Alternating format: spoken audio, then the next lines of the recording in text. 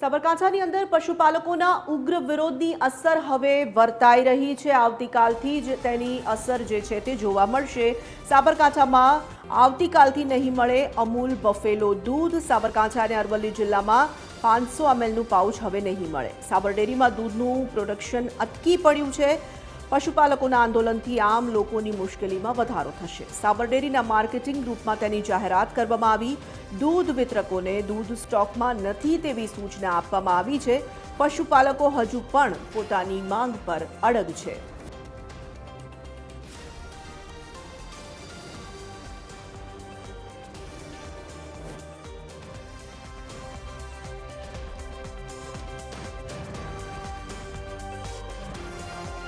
સંવાદદાતા નીતિન પટેલ જોડાઈ ચૂક્યા છે ફોન લાઈન પર। નીતિન, પશુપાલકોનો જે આક્રોશ છે તે અટકી નથી રહ્યો, ઉગ્ર આંદોલન પર છે પશુપાલકો, હવે તેની અસર પણ વર્તાશે?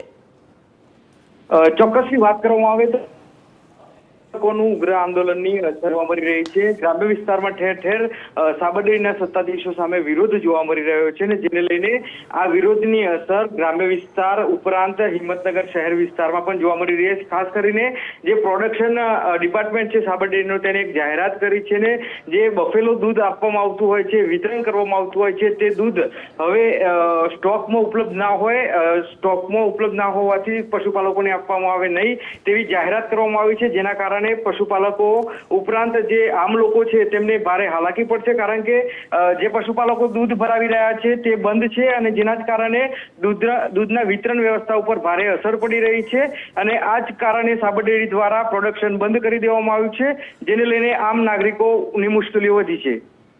ધન્યવાદ નીતિન તમામ જાણકારી માટે।